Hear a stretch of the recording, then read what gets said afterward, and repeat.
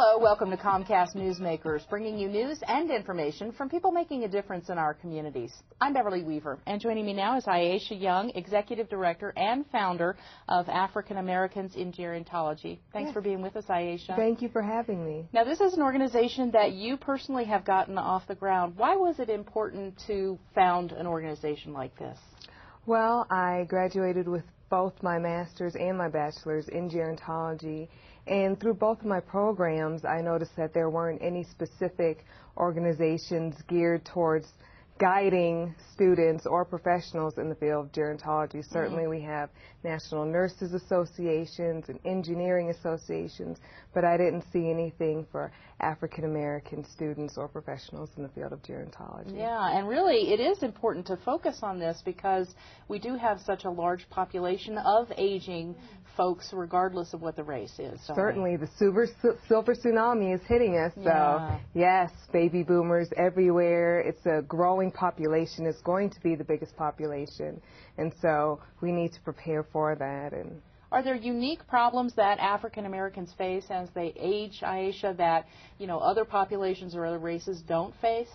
Well, I think generally with socioeconomic status, certainly when you have a higher status, you make more money and you have more education, you're going to have better knowledge of healthcare issues and things of that sort. So you're better prepared, thus you're going to get diagnosed early because you've gone and gotten tested and things of that sort. So I think of lack of knowledge in healthcare and then not having the resources available. Not having health insurance is a big thing for any population. So, and if you don't have it as an elderly person and there's a problem, you only address the issues in crisis mode. And we want to be able to prevent instead of just manage, chronic illnesses as they come. So if you could prevent them early through knowledge and getting tested. And through people who are trained to recognize problems with older Americans. Certainly. Very good. In terms of the Reverence Day, which you kind of subtitled Honoring Elderly African Americans Day, tell me about that. Yes. The organization thought that regular elderly African Americans should be honored. Certainly we have pioneers in the community, Coretta Scott King, Frederick Douglass, Martin Luther King, Malcolm X, so on and so forth.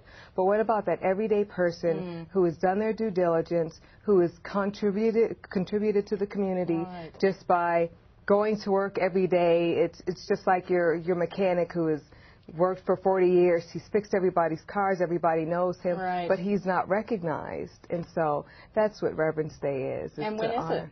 It's August 1st of every year. Okay, very neat. In terms of opportunities that you have available for students, because as you mentioned at the beginning, you're very focused on making sure that you do have more representation among gerontologists to recognize the problems that African Americans face. What opportunities are you offering for students to get involved? Well, we have two things. UCCS does have a professional gerontology certificate, so we offer field placement for students in our organization to get them exposure, and we also allow students to put their papers on our website, feature their papers, just so that they can get exposure and, it's kind of a puffed up moment. Exactly. Make you feel good and give you some recognition as an undergraduate student, because certainly people take doctors more seriously than somebody with just a regular bachelor's degree. But we want to encourage students to continue in the field of gerontology and actually practice instead of just having a degree and doing something else. Completely different. Certainly. And you're right. I mean, I would imagine the demand for people like you is going up as the population ages, as you see that tsunami of people in the older age brackets. Yes, ma'am. All right. In terms of where people can go, Aisha, to get more information on your organization, where can they locate that? We do have a website. It's www.blacksingerontology.org, but it is the letter N, not the word N. So blacks, letter N, gerontology.org. All right. Aisha Young, the Executive Director and Founder of African Americans in Gerontology. Thanks for being with us. Thank you for having me. You bet. And thanks for watching Comcast Newsmakers. I'm Beverly Weaver.